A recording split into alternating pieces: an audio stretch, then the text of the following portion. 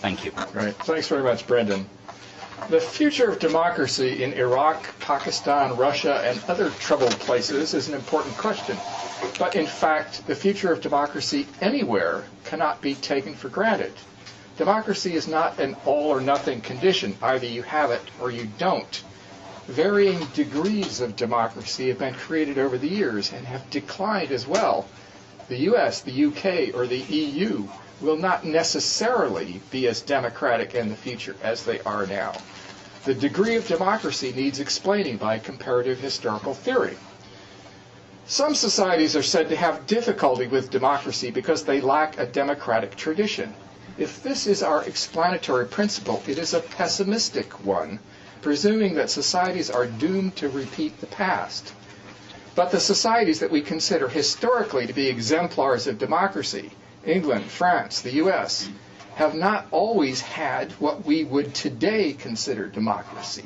Their traditions, too, had to be created. And societies that we may think of as lacking a democratic tradition, such as Japan, Germany, and India, have been well-functioning democracies since the late 1940s or 50s.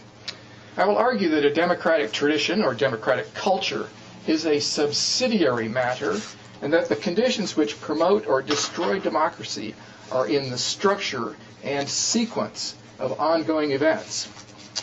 It often appears that conflict is destructive of democracy, whether the internal struggle of factions or the external geopolitics of power-seeking and war.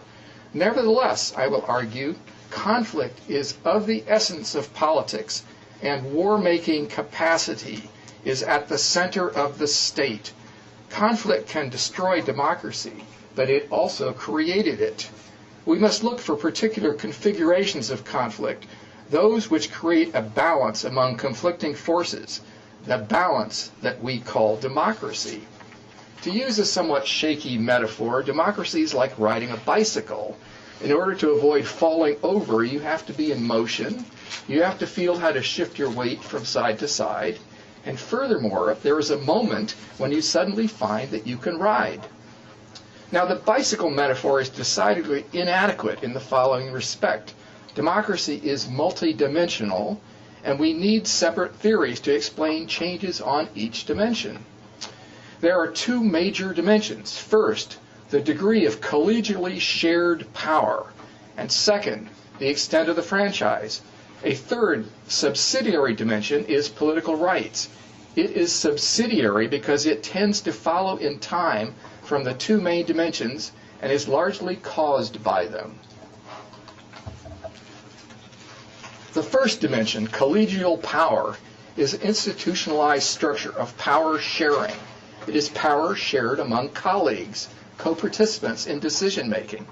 The word college, which for Anglophones means institution of higher education, goes back to a medieval organization in which the guild of teachers elected their administrative head. Medieval Europe was full of collegial structures, councils, assemblies, legislators, electoral bodies, independent judiciaries. The origin of the word president was someone who presided at just such an assembly. Collegial power can pyramid upwards at several levels. Not only are there collegial bodies which decide collectively, but concatenations of such collegial bodies which balance and contend with each other. And collegial power-sharing structures can be created higher up, adding further layers at the top when federations and coalitions are formed. It is not easy to put this in quantitative form.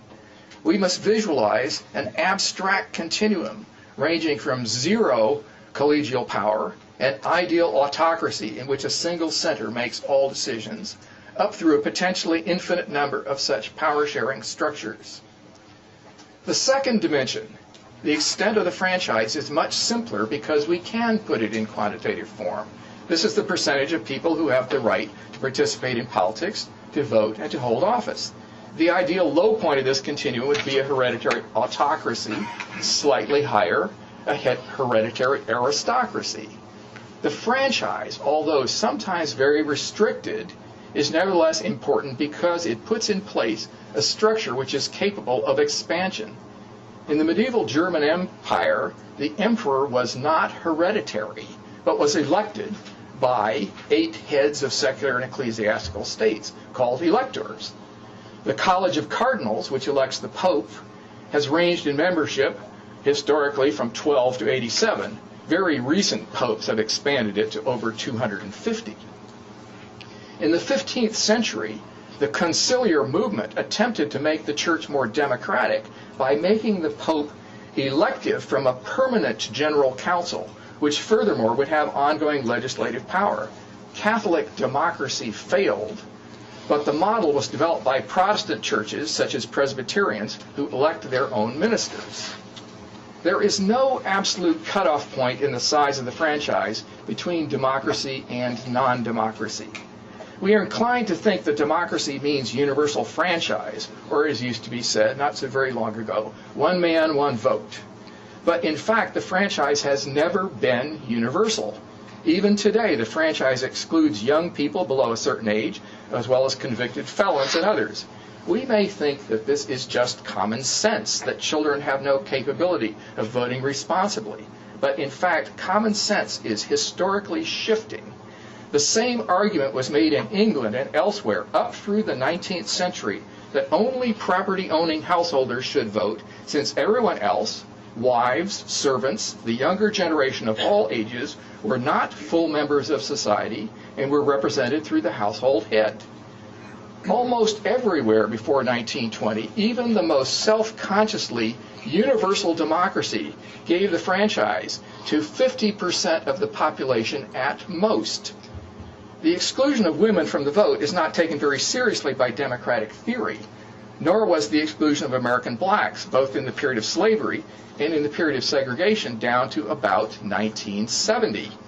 France did not give the vote to women until 1946, Switzerland not until the 1970s. Conventional intuition here is partly correct. 19th century states with a 40% or 50% franchise were democratic in some degree. That also means that the structure of democracy goes much further back into the small but palpable franchise that we are prone to call oligarchy. We need 2 theories, then, explaining the expansion and sometimes contraction in the extent of collegial power-sharing institutions, and explaining the rise and fall of the franchise. The second theory is nested in the first. The franchise can only be exercised if there is some collegial body whose members have it. The meaningfulness of the franchise depends on the extent of collegial power in which political participants can participate. Consider an ideal typical combination of extremely high franchise with extremely low collegial power sharing. An absolute dictator who is nevertheless elected by universal voting. This would be the situation if every member of the Catholic Church were allowed to vote for the Pope. The symmetrically opposite combination is where collegial power sharing is high, but the franchise is very restricted. This is the oligarchic republic, of which medieval Europe was full of examples. Because of our historical tendency to appropriate the term democracy for struggles to expand the franchise, we tend not to think of the Venetian Republic or the German self-ruling free cities as democratic.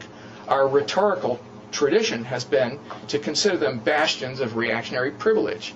Nevertheless, these are the structures into which the expanding franchise was poured. Democracy, in its dimension as participatory franchise, is like pouring water into a container. If there are no containers to pour it into, it cannot be poured at all. The third and subsidiary dimension of democracy is political rights. Freedom of speech, of the press, of assembly, freedom from arbitrary arrest and punishment outside the law. These are freedoms which allow communication and political mobilization. The idea of these rights was created during the struggles over the structure of democracy.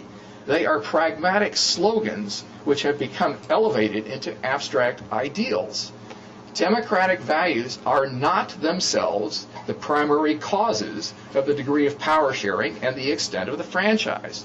The causes of these structural changes are, for the most part, operate independently of whether the people involved intend to implement democratic rights. I would argue that this is a good thing. People do not already have to be Democrats in order to produce democracy. The point is illustrated by how federations institute a power-sharing structure. The federation can be made up of any kind of unit which may themselves be internally quite undemocratic. In the era of the household property franchise, the paterfamilias could be an absolute despot over his family and servants, and examples here come from both 19th century England and ancient Rome. Yet, the domestic despot could take part in a republic of power-sharing institutions. Similarly, a group of hereditary monarchs who form a federation nevertheless limit their arbitrary power vis-à-vis their federal colleagues. Diplomatic alliances thus contain the germ of power-sharing structures, laying the grounds for expansion. And this can occur even if their participants have no commitment to democratic values, even if they are antagonistic to democracy. If democracy is a structure rather than a belief, it has a potential for coming to life in the strangest places. This is because power-sharing structure are the most fundamental of the three dimensions of democracy. Most theoretical effort in recent years has been devoted to giving conditions for the second and third dimensions of democracy. We have surveys which give us concern about the extent of commitment to democratic values, even in our own country. For reasons that I have stated, I do not think this is crucial. Deeper analytical attention has been paid to the second dimension, the causes of democracy understood as a wide franchise. A prominent theory is that democracy is caused by industrialism and economic growth. But this correlation is a historical artifact. The leading nation states of modern democracy and modern industrial capitalism, England and the U.S., were also those which had a long pre-modern background of collegial power-sharing institutions, the containers into which the expanding franchise could be poured. And some wealthy states of their eras, such as France between 1815 and 1875, and Germany in the Nazi period, reversed a previously wide franchise. In fact, the Weimar Republic in 1919 had by far the widest franchise in the world. Wealth does not protect against fluctuations. The growing wealth of China today does not automatically make it likely to become democratic. This is not to deny that for some historical periods there is a moderate empirical correlation between economic wealth and the second dimension, the size of the political franchise. This comes about because wealth is one of the resources for mobilizing groups into political movements. But another cause of mobilized political participation is the penetration of the modern state into society, initially in search of soldiers and taxes, which thus had an effect on the expansion of the franchise. Economic growth is not the only source of expanding the franchise. It sometimes helps. Alone, it isn't sufficient. Let us shift attention now to the fundamental dimension which facilitates all aspects of democracy, collegial power-sharing structures. The classic statements are Montesquieu and Tocqueville. The original power-sharing institutions they extolled were medieval, not modern. On this dimension, modern industrialism is not necessary for collegial democracy, and Montesquieu and Tocqueville were suspicious that modernity might destroy collegial democracy by replacing it with bureaucratic centralization. Some comparativists have argued that the societies which best retained their medieval institutions, notably England and its colonial offshoots, thereby became the archetypal modern democracies. Medieval Europe was historically the basis of collegial institutions, but this does not mean that societies which lack this medieval background are necessarily doomed. We must look at the medieval period analytically for the larger implications of its structural patterns. The extent of power sharing is an inherently sequential causal process. The crucial sequence is in the struggles that political actors go through in search of power. They do not have to be idealistic about this. the most hard-nosed realist form of power seeking, under the right sequence of events, can lay down institutions which become the containers of democracy. Schematically, there are two steps. First, power sharing arises when a state, some militarily sovereign political unit, is weakened by geopolitical causes and is forced to enter into a power-sharing arrangement with allies or supporters. Second, the power-sharing coalition becomes institutionalized because it is successful in meeting the geopolitical challenge, and especially when it goes on to expand. Both steps depend on geopolitical conditions. That is to say, the rising or falling power prestige of the state in the interstate arena based on its military success or failure. The faithfulness of military conditions goes deep into the structure of the state. The core of the state is its military, together with the organizational apparatus for extracting taxes, manpower, and other military resources. Historically, modern states grew out of military beginnings, and the military revolution of increasing size and expense from the 16th century onwards brought about modern tax extraction, bureaucracy, and state penetration, and thus formed the apparatus that the modern state has turned to non-military purposes as well. The great political revolutions began with the crisis of the state budget due to military strains and expenses. Analytically, revolutions today are still largely caused by geopolitical conditions, as in the collapse of the Soviet Empire, set off by the unsustainable expenses of Soviet military overextension. Max Weber famously described the state as a structure monopolizing legitimate force upon a territory. Less famously, he noted that rulers seek power prestige in the interstate arena because it defines a state's collective identity and the ruler's own prestige. If we treat Weber's statements as referring to variables rather than to static ideal types, we can say that how much monopoly, legitimacy, force, and territory a state has are all historically variable, and that geopolitics is a key determinant of their variation. For contemporary sensibilities, this may seem an overly militaristic view of the state, but notice how our national anthems refer to the rocket's red glare, the bombs bursting in air, allons enfants de la patrie, and rule Britannia, Britannia, rule the waves. Waves the rules. Britons never will be slaves, is the next line, which to me shows a somewhat paranoid sensibility. The degree of legitimacy not only of rulers but of state institutions are thus powerfully affected by geopolitical success or failure. This applies to democracy as well. Thus, democracy depends on, first, a non-democratic ruler falling into trouble militarily, delegitimating the existing form of rule, and second, the power-sharing coalition which takes over must go on to military victory, thereby legitimating democracy. Democracy, to a large extent, is determined from the outside in. I will illustrate the argument with brief sketches of the geopolitical sequences which produced a number of historic democracies, as well as a few which failed for lack of the right geopolitical conditions. First, the medieval Republic of Venice, which lasted from the 11th century until it was conquered by Napoleon in 1797.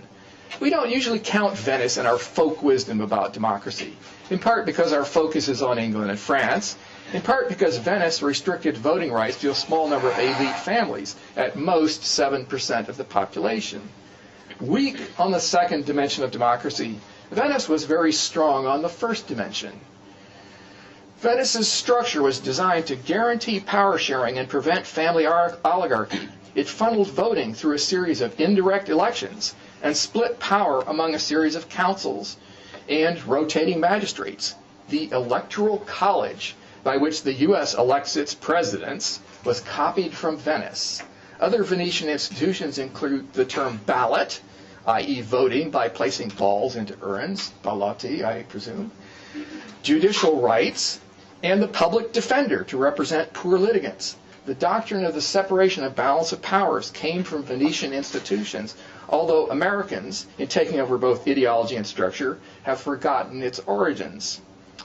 There was no city-state of Venice in the 10th century, only a scatter of communities along the island waterways. The incentive for unifying was geopolitical. The opportunities for expansion and state-protected trade in the geopolitical vacuum of the Adriatic and the Eastern Mediterranean. Venice's early weakness, like that of all the Italian city-states, was the tendency to anarchic conflict among rival families seeking to oppose autocracy, and in the period of commercial expansion, class conflict from below. It was these conflicts which overthrew medieval democracy in Florence, Milan, and other Italian city-states. Venice escaped that fate because of its especially favorable geopolitical situation. Venice became a republic in the first place because no family was strong enough to impose itself against its rivals. This local geopolitical weakness was institutionalized in power-sharing structures, which in turn became legitimated by the geopolitical success of the Venetian Republic. It stayed clear of warfare in Italy and on the European continent, with its unstable conquests and tangled wars of German emperor versus pope. It stayed clear as well later on of the incursions into Italy by the French and Spanish monarchies. Venice found its geopolitical niche by expanding by sea into the fragmenting Byzantine Empire. The populace of Venice, most of them disenfranchised by the elite power-sharing oligarchy, nevertheless maintained their loyalty to the Republic because it worked. External power prestige bolstered the legitimacy of the Republican structure while providing wealth to keep the popular classes satisfied. The Doge, as head of the government, directed military and foreign policy. The elaborate checks and balances to prevent tyranny did not hamstring government because these operated locally, leaving the state essentially as an overseas operation in whose success all Venetians had a stake. For over 600 years, geopolitical success kept the Venetian Republic alive. In contrast, over on the other side of the Italian peninsula, republics fell prey to military conquest states, medium-sized fish eaten up by the big fish, which constituted the state-building process of land-based empires. It has sometimes been argued that maritime regimes are inherently prone to democracy, but this confounds the issue. The maritime states which become long-term democracies are those which go through the favorable geopolitical sequence. Similarly, the argument that middle-class merchant states are inherently democratic overlooks the fact that a democracy must be geopolitically viable. Small city-states surrounded by militarily expanding national states do not survive, and they make themselves all the more vulnerable by the turmoil of class conflict between rich and poor. Geopolitical success favors democratic institutionalization, both directly by keeping up power prestige and therefore legitimacy, and indirectly by dampening internal class conflict. I have argued that institutionalizing power sharing depends upon a sequence. First, local weakness, which motivates power sharing, and second, geopolitical success abroad, which institutionalizes it. There are two major alternatives to going through this sequence. One is that states never go through the first stage of sharing power in a collegial structure. This may happen because an autocratic state is quite successful at military expansion and has no need to concede power sharing. This is essentially the Russian route from the 15th through the 19th centuries. Or a state never gets the chance to try power sharing in its moment of crisis because it's swallowed up by a nearby conquest state, as happened to so many small European states, winnowing down from a total of nearly 1,000 to a few dozen in the centuries between the year 1100 and 1900. The first step in the democratic sequence is a rather delicate one. The state must be weakened so as to be forced to make concessions to power sharing, but not so weakened that it does not survive. When the English barons in the 13th century forced the monarch to concede a parliamentary structure controlling the purse strings of government, the English state nevertheless remained safe from external enemies. I guess that's the rule of the waves. due to its sea barrier to invasion and chaotic conditions of military regimes on the continent. A more extreme case is Poland, which in 1572 institutionalized a weak electoral monarchy subject to a strong aristocratic parliament. Here, collegial power sharing was so jealously guarded that the king was given scant resources for his army, never going through the tax extraction and state penetration which characterize modern states, such as their neighbor Prussia. Poland's weakness in military resources, together with its inherently weak position in the midst of strong states on either side, resulted in Poland disappearing as a sovereign state in the conquests of the 18th century. Establishing power-sharing democracy is no guarantee that it will last. That depends on its geopolitical success. One might be tempted to infer from this argument that only big states can be successful democracies. In the long run, small states tend to get swallowed up by bigger ones. This is one of the basic principles of geopolitics, that states with more military resources tend to expand their sphere of influence at the expense of states with less resources. Moreover, if the legitimacy of state institutions depends upon power prestige in the interstate arena, wouldn't small states, even if they survive, have little legitimacy among their citizens, since they have no prominence in the world arena? The example of Switzerland helps us answer this question. The Swiss Federation developed within a favored geopolitical niche. It was one of several leagues that grew out of the fragmenting German Empire and was the only one to prosper and institutionalize as a republic. The Swiss mountain cantons and the surrounding ring of cities below the trade routes through the passes of the Alps were at the geographical intersection of cross-cutting powers. As strong states grew up on several sides, notably France and Austria, their counterbalancing effect helped keep this buffer zone independent. In the 13th century, the threat of a Habsburg dynastic state expanding from southern Germany led to a small defensive confederation. Battle victories over the Habsburgs and then against Burgundy started a bandwagon effect and gave prestige to a newfound Swiss patriotism and its slogan of Swiss liberty. More cantons joined the League, and by the 15th century, the federal government was making its own conquests and incorporating surrounding petty states. The Swiss Federation promoted republican institutions from the top down. Externally, it kept the cantons and cities from being swallowed up by dynastic conquest states. Internally, it prevented its leading members from exercising authoritarian rule over the others. It is not surprising that during the Reformation, the most radically populist forms of church government were in Swiss cities belonging to the Federation.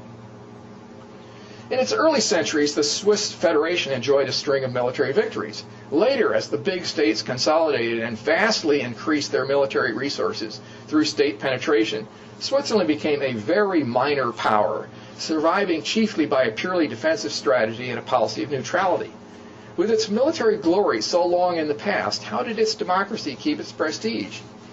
The lesson seems to be that defeats are more dangerous to legitimacy than lack of victories.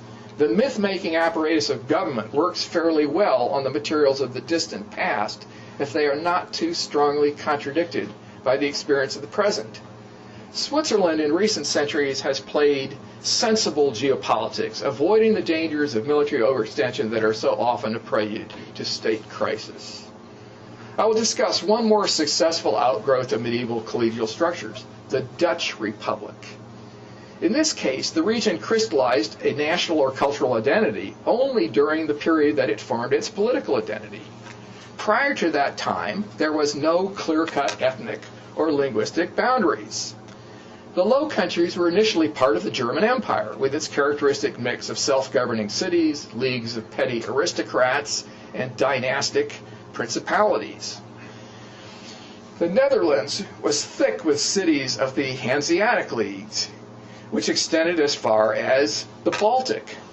The great geopolitical event of the later Middle Ages was the disintegration of the German Empire. Fragments of the empire, such as Switzerland, had opportunity to benefit from this geopolitical weakness provided they could avoid being swallowed up by one of the expanding modern states.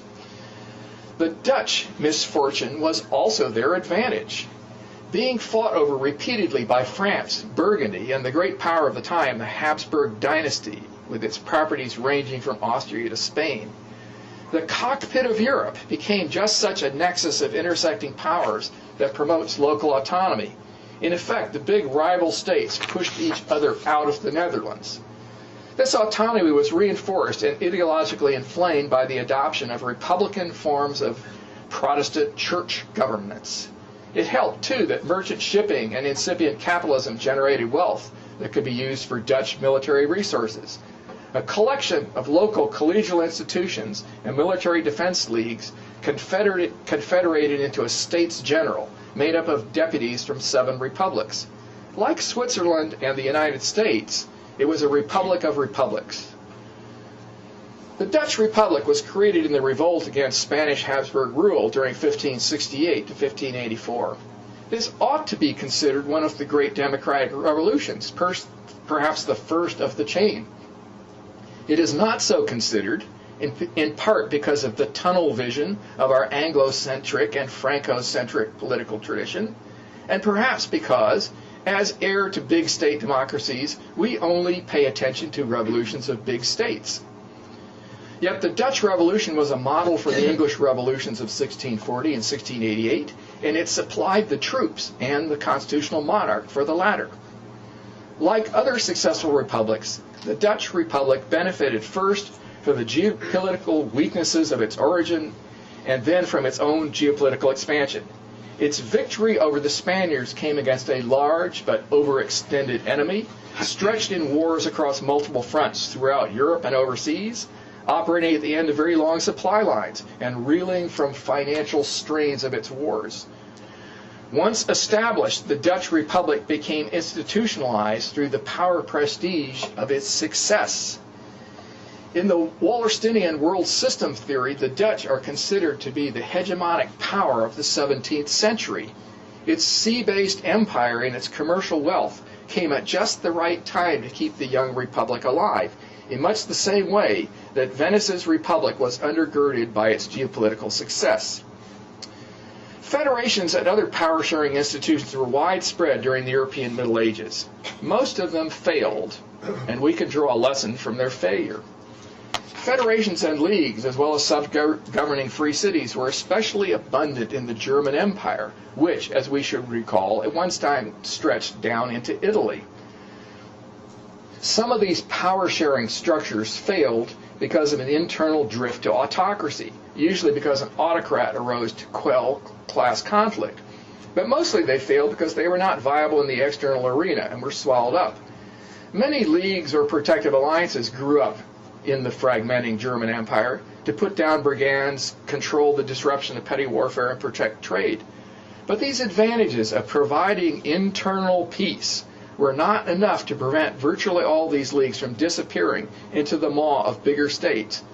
The Swiss Federation and the Dutch Republic are virtually the only survivors of medieval federations, bolstered by their favorable geopolitical niches.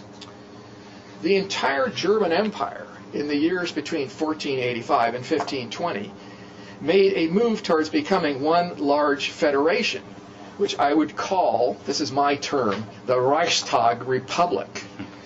You will recall that the German emperor was elected, albeit by an extremely small franchise of 8 electors. There was also a grand assembly of ambassadors from all the component parts of the empire, the dynastic states, the petty knights, the free cities, and the ecclesiastical principalities. This was the Reichstag, or Diet. Its chief function was to vote subsidies for the emperor, who acted as the military arm of the empire.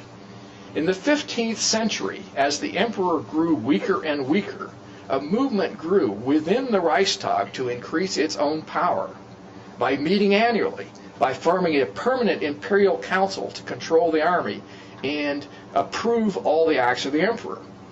Toward the end of the century, the Emperor Maximilian I was willing to consider it, especially since the Reichstag proposed to levy taxes throughout its domains, collected centrally, to be put at the disposal of the imperial council and the imperial army.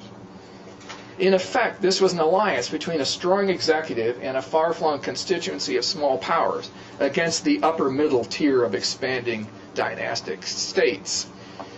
States like Prussia and Saxony, which are coming out of the upper middle part of this. If the Reichstag Republic had succeeded, it would have been the great European Republic, eclipsing Venice and the Swiss. Indeed, it was because of the failure of the Reichstag Republic that the Swiss finally pulled out of the German Empire and went their own way. Why did it fail? It is a long, interesting, and forgotten story. In briefest summary, the Reichstag Republic was never able to get off the ground as a geopolitically successful state. It was hampered by two of its potential allies, who were also rival structural possibilities. One was the emperor, usually elected from among the strongest dynastic monarchs. The Habsburgs, who at this time usually served as emperor as well, had a choice between promoting their far-flung personal inheritance, many of which lay outside the German Empire and had been acquired by marriage or conquest, or acting to strengthen the German Empire. At a moment when his dynastic military fortunes had taken a turn for the worse, the Habsburg ruler opted to encourage the Reichstag reforms, much in the way that the weaker English kings had made concessions to the barons and to parliamentary institutions controlling the budget. The other rival was the Pope. The papacy, too, was an elected office, and during the 13th through the 15th centuries, there were often rival political factions in papal politics, drawing support from various kingdoms throughout Europe. Ecclesiastical powers were especially strong inside the German Empire. 3 of the 8 electors were archbishops, and it was these archbishops who took the lead in a movement for the Reichstag Republic. There had been a movement, too, inside the church to turn the Pope into the president of an ecclesiastical republic. This was the conciliar movement, which in the 15th century attempted to hold regular church councils, which would control church revenue and take over legislative power from the Pope. If the conciliar movement had succeeded, it would have preempted the Protestant Reformation, in effect, establishing church democracy on a grand scale. But the conciliar movement fell apart because it factionalized along national lines. In effect, both the Reichstag Republic and the Catholic Republic failed at the same time and for the same reasons. They were both made up of the same set of actors who tended to intrude in each other's affairs, the empire trying to keep the church weak and the church trying to keep the empire weak. Both succeeded. The result was a downsizing of political ambition on both sides to the medium-sized secular states and the localizing of the church in the Reformation.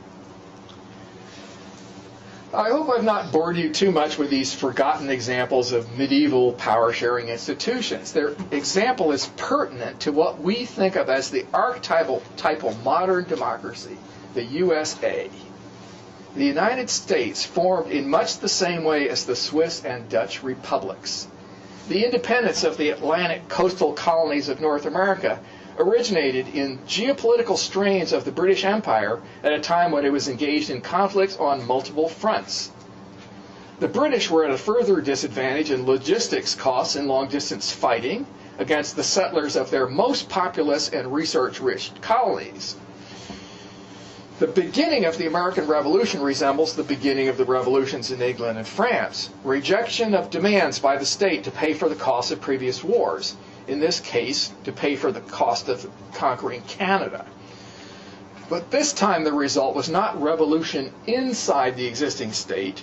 The American colonists did not succeed in increasing their democratic representation inside English Parliament, but in the fragmentation of the state, splitting off to form a new state.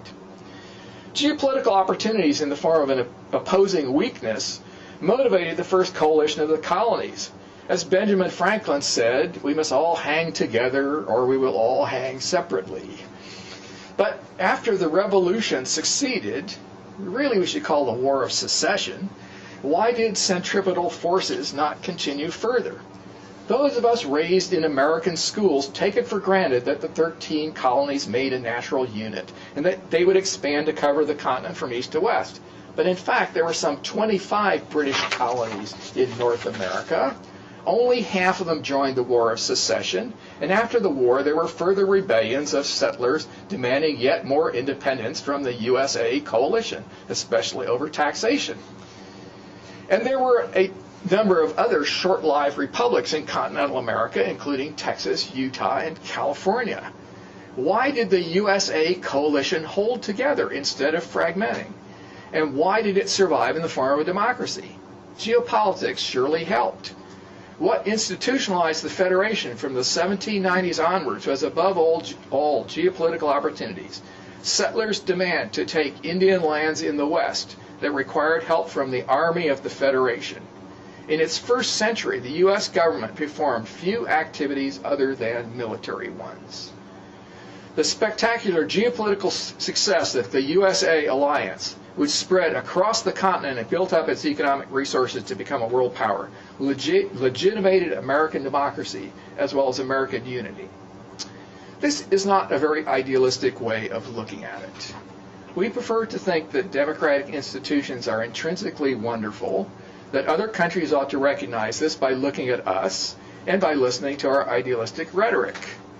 As I've argued, the ideals and the rhetoric became popular because the geopolitics was favorable. If democracy resonates with slogans of liberty, the rights of the people, and success of the underdog, it is because democracies originated in times of geopolitical weakness. The slogans carried over and acquired new meaning when democratic power-sharing institutions were legitimated by military success. The ideology of democratic peacefulness is an appealing one, but historically it is a myth. In conclusion, what does this conflict-oriented geopolitical perspective say about the prospects for democratic power-sharing regimes today? A few scattered applications. First, the globe's most notably failed regimes are in Africa. It has been pointed out, I think by Brendan O'Leary last year in the ASH seminar, that the legacy of European colonialism, combined with the use of external peacekeeping forces during the period of African independence, has prevented African states from going through the route by which European states modernized. The successful European states underwent the military revolution because they were fighting and winning wars. This legitimated state penetration into society and the creation of a strong tax-extracting apparatus, which eventually became a benefits-providing apparatus as well. I should add, where European states were democratic, their military victories legitimated democracy. The fact that autocratic states were defeated by European democracies or collapsed under their own geopolitical strains has made democracy the prestigeful model of the past 150 years. But African states have not been allowed to go this route. Although peacekeeping forces have not been very successful in preventing internal war, they have prevented wars of conquest. This may well be a major reason why African states have built up so little legitimacy. The second example is Latin America. Miguel Centeno, in his book, Blood and Debt, War and the Nation State in Latin America, has argued that the reason Latin American states are weak and prone to dictatorship is that they too failed to undergo the military revolution. Because geography provides good natural boundaries, it is difficult for Latin American states to fight each other. The result has been that armies are relatively small and inexpensive and are used mainly in domestic politics.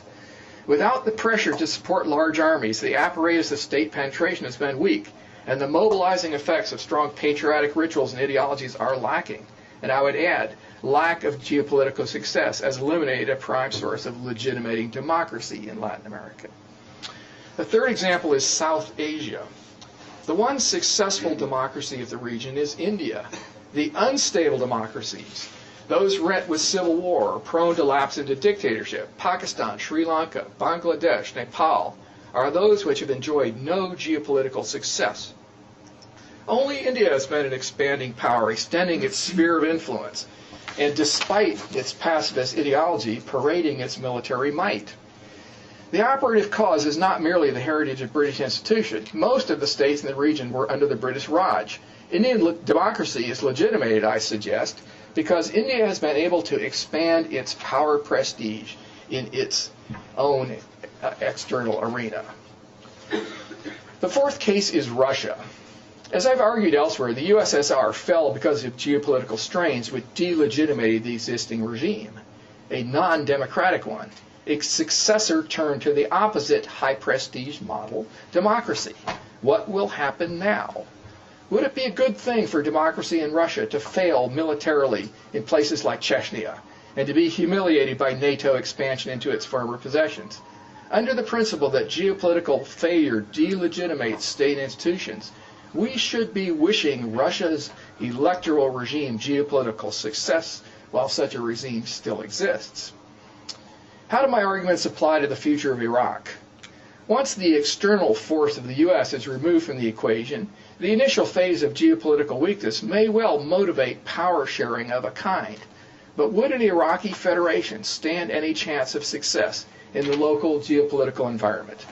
I will leave these questions to the discussion period and to experts better qualified to answer. Thank you very much.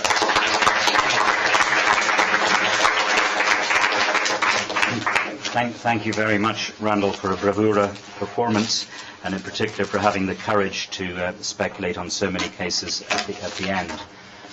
May I begin the questioning by posing three issues.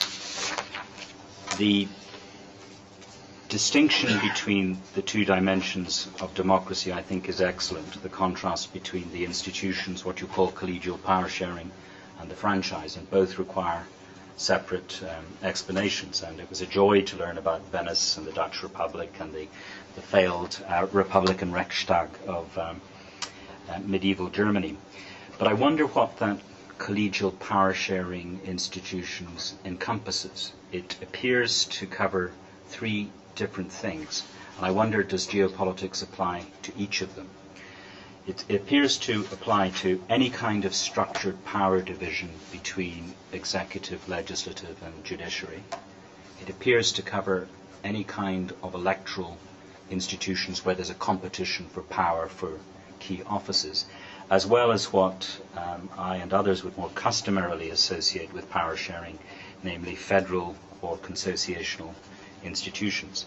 And I would like to know whether you think each of them, if you accept that there are elements of all those three things, competition for power, separation of powers, and power sharing of the federal or consociational kind inside your collegial power sharing category, does geopolitics apply to each of them in explaining their comparative success and endurance? Question one. Question two. The sequencing story. I tried hard, because we all have to raid our historical memories for parables, and I looked for a story where you got power sharing institutions as a result of a history of weakness, and you definitely achieved, the relevant state or republic then achieved dramatic success, but then the power sharing institutions failed to work despite remarkable geopolitical success. And I think that's the paradigm of ancient Rome. The Republic begins in a period of weakness. Its institutional power-sharing apparatus is dramatic because of the conflict between patricians and plebeians. You get consuls, tribunes, the division between the Senate and the Forum, all that, and there is remarkable geopolitical success. And yet, now maybe, of course, I'm just playing with I may be overstretching your argument, because obviously there are other things other than geopolitical success which account for the stability of regimes, power-sharing regimes. But it would be interesting to hear your comment on that one, because the standard story which we were all taught in school is it's precisely because of the military success of the Republic that the generals can take over the Republic. So isn't the danger for power-sharing institutions is that if their success is dependent upon military or geopolitical success, that we will empower the military, who will then destroy the otherwise beneficial system. Lastly, and this is just an easy one for you to swat away and have fun with, there are people in management institutes, business schools and so on, and indeed in military academies, who say that geography has been abolished. And in consequence, the kind of geopolitical reasoning that you apply is no longer pertinent. Would you care to swap that one away? Well, I'll take the last one first. Actually, this is the line of argument that basically worldwide computer technology and communication surveillance systems are such that you can pinpoint your military force any place at any time. That's actually a question that I'm studying right now. I'm inclined to think no, but I don't want to prejudge that one. I'm actually studying that. I'm going in reverse order here. The Roman Republic. Okay, I'll really have to give some thought to this. The Republic did survive for 4 centuries or 6 centuries, something like that. They I will take that one as something to worry about. The first question was really about 3 different levels of power sharing. The balance of power between executive, legislative, and judiciary. The second, any kind of electoral arrangements, the container into which the franchise is poured, as I said. And the third one are federated types of structures among units which are already sovereign, all affected by geopolitics. I'm kind of inclined to see the federation type of structure, those units which are initially independent and gathering together because they are weak, as in some ways the primary structural model. And then once you do that, the other things come into play. How are we going to disperse power within that? And so indeed something like electing an emperor, electing a king, electing a doge, electing a temporary war leader.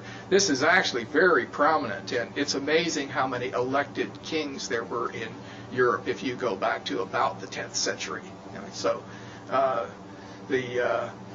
think in an important sense, wherever we produce federations, that per se creates some sort of system which both shares power and also creates at least a tiny franchise which could potentially be expanded. Federations are an optimistic sign. The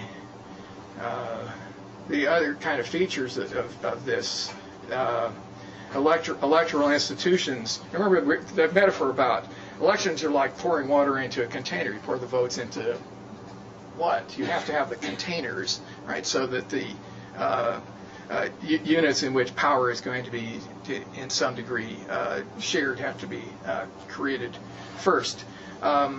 It seems to me that the sequence tends to be a group will form this alliance. We must hang together or we'll all hang separately, and that in itself, the alliance has at least an initial period of power sharing and some degree of electoral franchise. The question is, what happens to those consequent to that?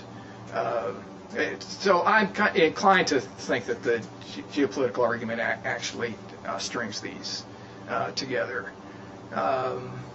Okay, I think I've got all 3. Thank you very much. I'm going to take questions now. Could you please say your name to those who are not here before? And I failed to do that myself at the beginning. I'm Brendan O'Leary. Yes. I'm Megan Larson. And Randy, I appreciate in particular the tendency that you open and that you indicate by establishing that democracy is a structure, not a set of rules. And I think that's very important. Very important political terms. But there's something that bothers me though. It's just that it's a very general theory, and so it has that sort of ahistorical quality, and I lack a sense of what the process of legitimation takes. This country can convince itself that it may not have been defeated in Vietnam because it has an apparatus of I don't know what you want to call it, of ideology making, which is used by its present government in the extreme. And so it seems to me that you cannot have the same geopolitical failures, which might apply to Rome, although I know more about Venice than Rome. It might apply to Rome too, that both the geopolitical failure and its effects are not the same. is that depending on the historical circumstances in which those occur, neither the cannonball that beats on the collegial structures nor the way in which it reverberates. That would be my question. Okay, I'm not sure I'm catching all of this. Instead of regarding legitimacy as an all or nothing thing, that's either you have legitimacy or not, I really think that this is a matter of a varying extent to which people are attached to the institutions of the state and also to the ruler. So both the ruler or the ruling power or the ruling ethnic group can gain or lose legitimacy. I think it's not simply a coincidence that during the Second World War, the United States was, full of patriotism and kind of a theme of, ethnic unity, and that during the period of basically failing wars, the Korean and Vietnam are the wars where we started moving towards, multiculturalism, a real falling away of the ideology of national patriotism and so forth. So I really do think that those, in the broad sense, the degree of legitimacy of the regime and its structures go up and down depending on your success. If we'd been slam dunk successful in Iraq in 2003, the legitimacy of everything involved would have been very high. Nothing delegitimates like failure. Jeff. Okay. Actually, I have a feeling. Name? Jeff Weintraub. I have a feeling that if the Bush administration had a slam dunk success in Iraq in 2003, it might strengthen the very anti-democratic tendencies for concentration of executive power. But more generally, I wanted to raise a couple of points that actually relate to the issues that were touched on by both Brendan and Motley. This isn't a big thing. I want to go to the central theoretical point that you started with, which I think is absolutely right, that discussions of democracy are often confused because they fail to make certain basic analytical distinctions. Now, the analytical distinction that you made, collegial power sharing arrangements and extent of the franchise, I was wondering why you didn't actually mention people like Montesquieu and Tocqueville, so I was interested to see that you did. But what I was going to say really was that distinction, which I think is very important, is one which was sort of a commonplace of a whole of the basic discussion of republics and democratic republics all through the 18th and 19th centuries. That is to say, the distinction is become a politism, which means collegial power sharing relationships is what the phrase you use, but more generally it refers to some more or less coherent regime which is able to effectively rule some area collectively, on the basis of collective decision-making rather than some kind of top-down sovereignty. And the distinction is between republics in general, which can often be aristocratic or oligarchy, and democratic republics. And what we now tend to call democracy are democratic republics that manage to combine the two. And the notion, which again, this is precisely Tocqueville's point, that historically, the kinds of democratic republics that are most likely to be successful, he argues, are ones in which you get political aristocracies as opposed to feudal aristocracies or other groups that develop republican or proto-republican institutions for a minority and then create a structure that can incorporate more of the population as opposed to trying to do it in a big bang way, like the French Revolution. So, in short, what I'm saying is I think your argument is right, but it's the same argument that Tocqueville makes. Because of that, I would raise a question, which is, part of what this suggests is that if what we're really asking is, what is it that allows republican institutions to exist? It's wrong to say that we can simply toss out political culture or regard as secondary, because, again, for I think very good historical reasons, which I won't try to spell out since I'm supposedly asking a question. If you look at the historic republics that succeeded as opposed to the ones that disintegrated, like the Polish aristocratic republic, a lot has to do with whether the groups involved in collective power sharing developed the political culture of republicanism, including solidarity, civic discipline, and so on, or moved either toward fragmentation or hypocrisy. So actually, this is simply, once again, I would say, basically, Tocqueville's argument will do for most of the central theoretical points that you've got. And I agree that the distinction is important. The other thing is, of course, the Roman case brings up the last question, which is, I think, also important. There is a long tradition arguing that republics can collapse when they're totally unsuccessful and defeated, or they can collapse if they're too militarily successful. That's the old argument, and I think history tends to bear that out, but I'll just leave it at that. Well, the U.S. has been militarily successful, pretty much throughout until 1950, right? There was no sign of its collapsing under its success. So I don't think. I do have to think further about this, but it seems to me we really need to talk about the organizational structure of the military vis-a-vis the rest of the state. And my answer about Rome, which I'm not really prepared to give, really has to go into not so much talking about Roman political tradition, but the way in which they raise and organize their army and so forth. I mean, they. Randy, that Michelet used to start in his classes and lectures on British history. He says you always have to remember the Britons and islands. There is an argument that you're more likely to get despotic monarchies in places open to land invasion. Montesquieu. Yeah. Well, okay. Very quickly, yes, of course, my conception is very much that of Tocqueville.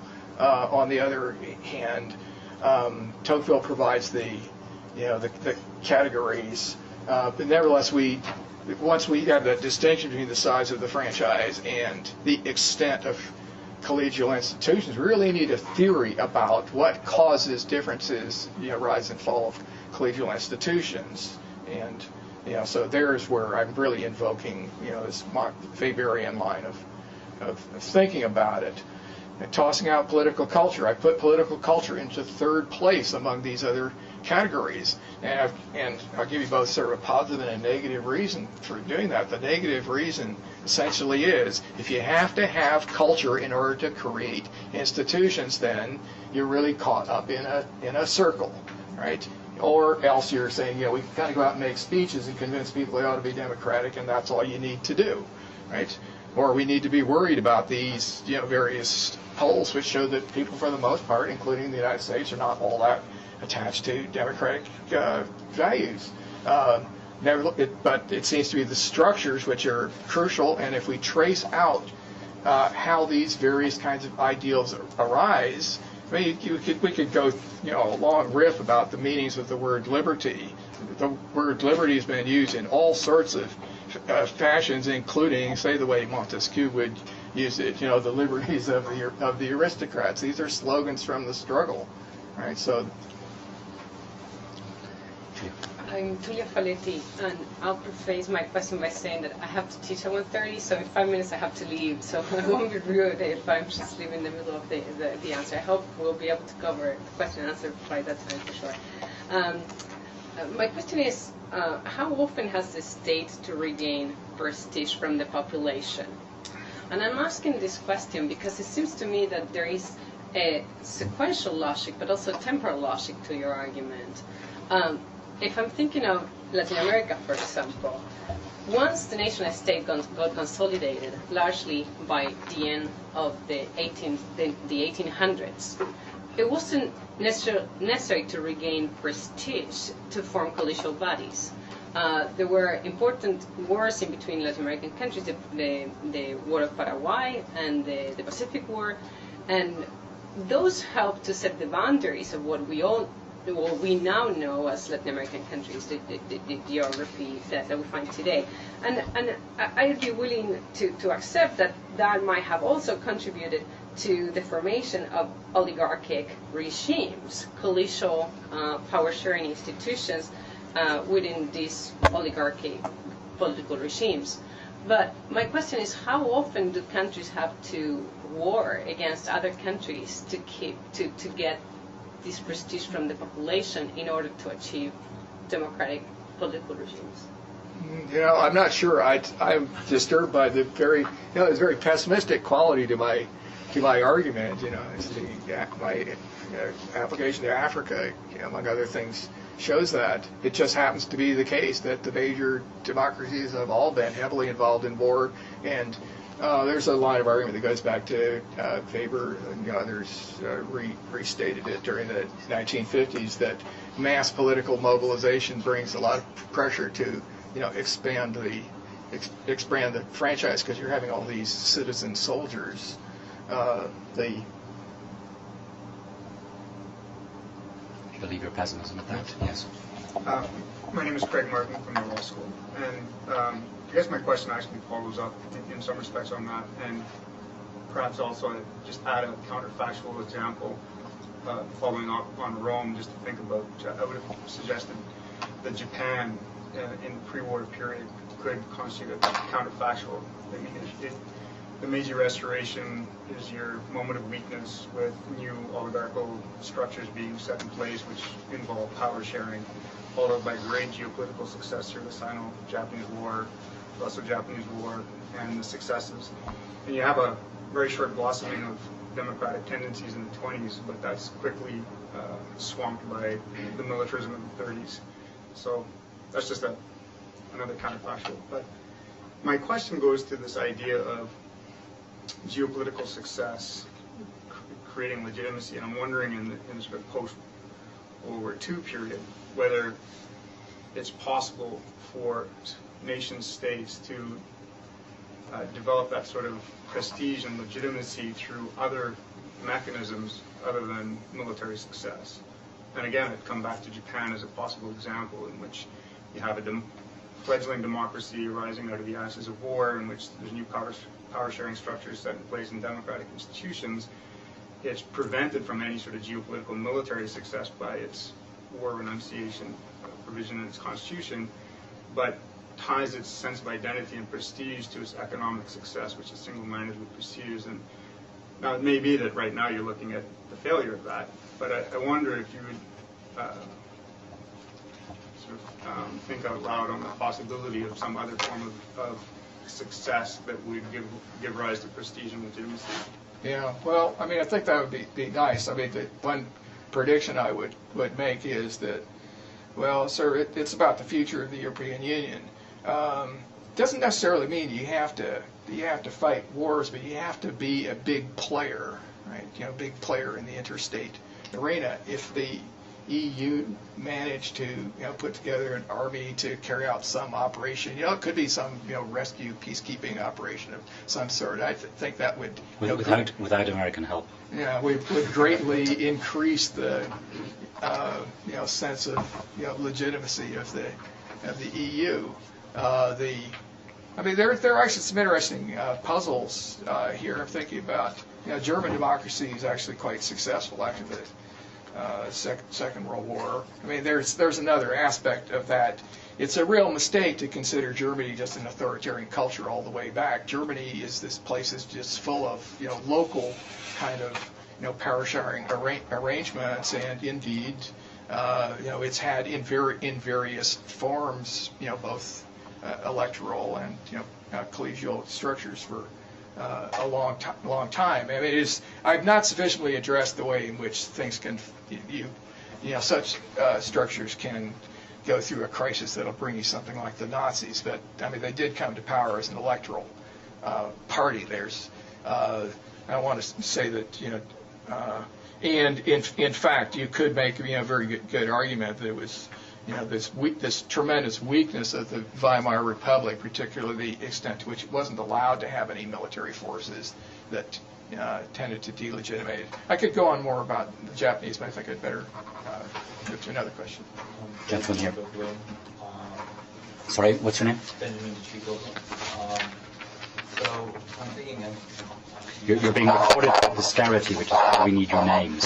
So it's not merely my personal concern. Okay, So. well, okay, great.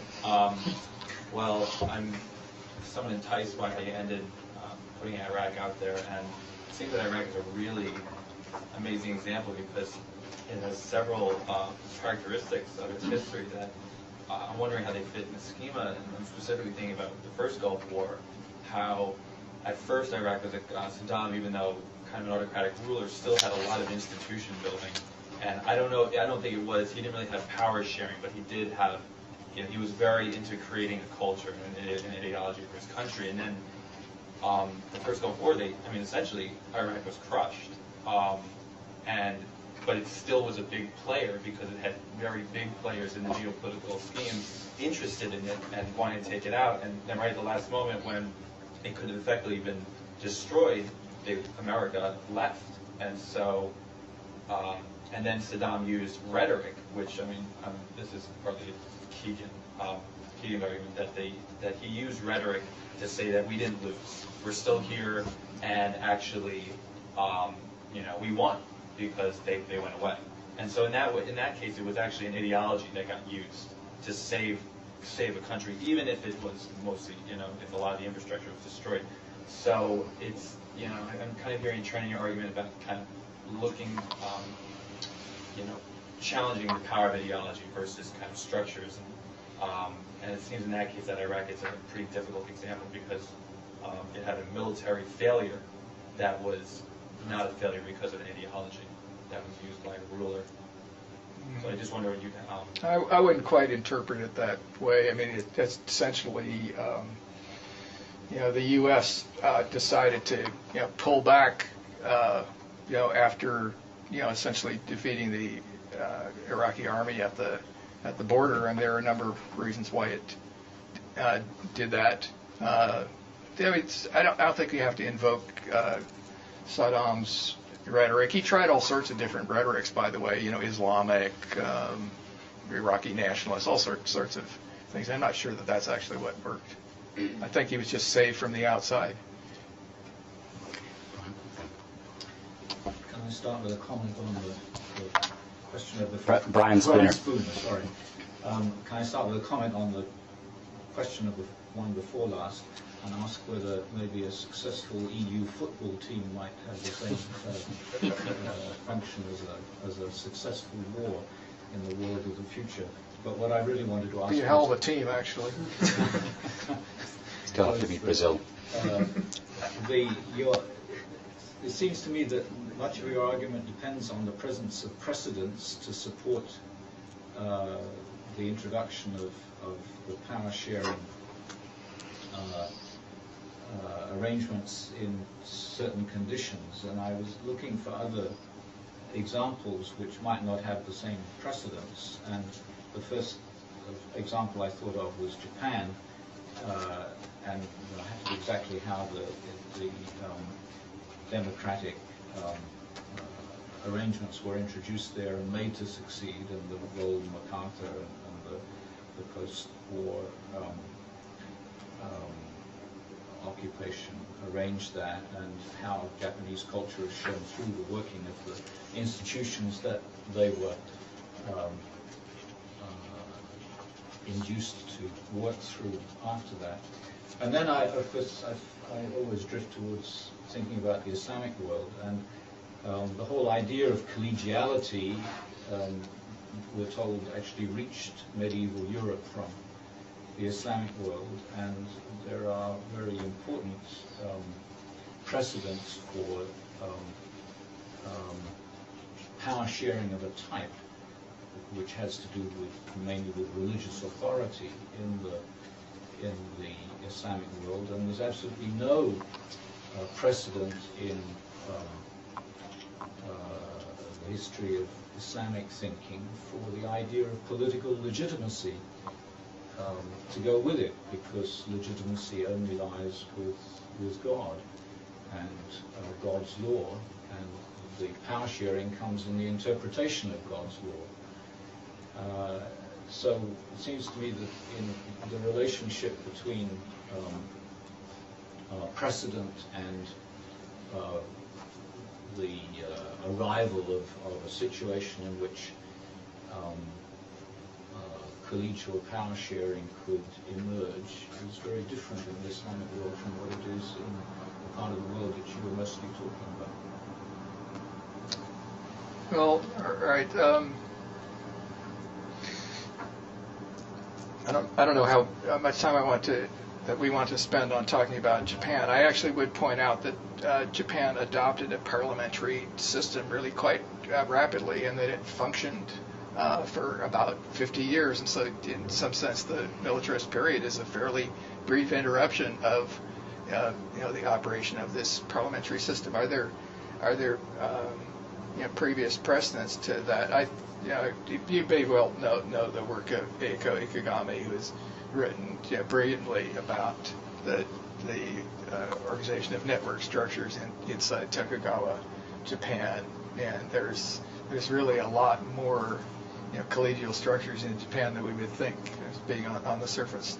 But I think very important point about Islamic organization. I think, in fact, is Islam as essentially a theocratic religion built around collegial structures actually gives quite a sort of optimistic basis for trying to expand what we would call democracy. I mean, whether or not the word democracy gets accepted, nevertheless, this... You just need a few more military successes, is that basis of power. Well, yeah, I mean, step two is actually, whatever regime you get, it has to, build up some prestige. And Islam is, in recent centuries had a bad problem. It's had one military failure after another, so it's tended to delegitimate everything. We're running out of time. I'm going to take two final questions, one here and one here. John Smith. I really think that your theory doesn't go very far if you're trying to explain democracy in India. But specifically, the point of geopolitical success, I don't see that in South Asia at all. It's a nuclear power, but next door is Pakistan, the arch enemy. They're also a nuclear power. But to understand how in 60 years you can have such a pluralistic society linguistically, which with regular elections every 5 years, parties in power being overthrown and stepping aside a number of times, how your framework does justice to these facts. I think some of it has to do with the prestige that India managed to build up almost immediately after independence. I mean, part was by this sort of, this Nehru's move of we're going to be the leader of, the unaligned bloc or the third world. So in some sense, it's kind of diplomatic power prestige. But the Indian military in its local arena nevertheless has been able to extend its influence over most of the small states around it. And Pakistan, of course, is the big rival there, but Pakistan is I really think has never been able to establish much prestige. Last question. This is in a way bringing up another counterfactual. Canada is an instance in which, or the history of Canada is an instance in which the first two moments of your sequence seem to apply. So you have a moment of imperial weakness. During this moment, local forces work out power sharing arrangements and become independent to a sort. But not only does it not fight any wars, it doesn't create an army. And both of these seem to be... Canada did not create an army for... Well, like more war dead in World War I than any other component of the British Empire. That was already 50 years later. All right. And it had already received legitimacy. And so it does not create a war or does not fight any wars nor create an army right away. And by the time it does, legitimacy had already been achieved largely. And it seems to have been done through two separate movements. On the one hand, you had successful settlement and exploitation of its hinterland. And on the other, you had strengthening of church control over one segment of the society and the restriction of political participation. So you have an expansion of democracy in one section of the country, a restriction on the other hand, and yet legitimacy for a broadly democratic country in both. Yeah, I've actually thought about the various British overseas colonies. Actually, this probably applies to Australia and New Zealand more than it does to Canada. I said the first wave of what the American colonies needed was an army to take land from the Indians, and I think that certainly applies to New Zealand, where in effect taking over from the Aboriginals was really part of the the nation building project as far as the white settlers were concerned. But once that's gone, there's really not much of this kind of Bavarian military-centered route going. I wonder if that's a reason why the Commonwealth, I think, is reasonably popular in these places, and that in fact there's been tremendous enthusiasm to volunteer to fight in the war. As soon as Britain has a war, the Aussies and the Canadians are there. Some of them even try and get there before it's declared. Well, thank you very much for getting off the series to a tremendously stimulating start. Thank you.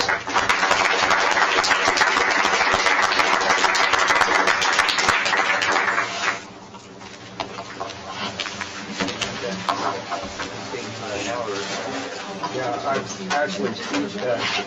Were you still going? Yes.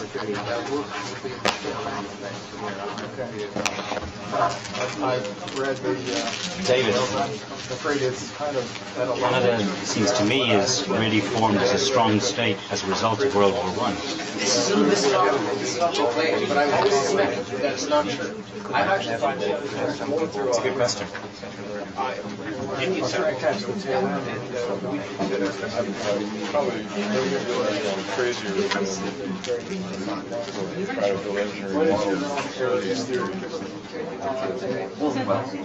Don't abandon the hope. No, we're going down the path. May I take a quick peek at that? Sure.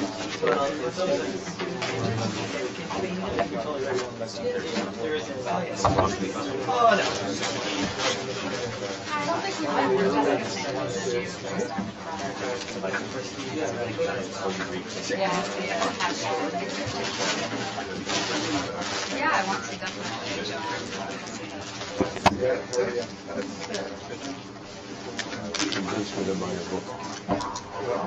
Good. Enjoy it. How are you?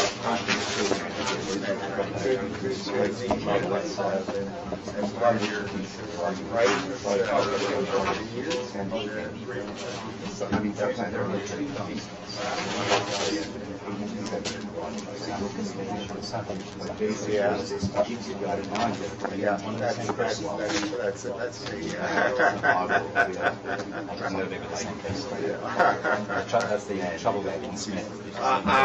Yes, all the time, yeah. Anyway, I'm glad you came here. certainly.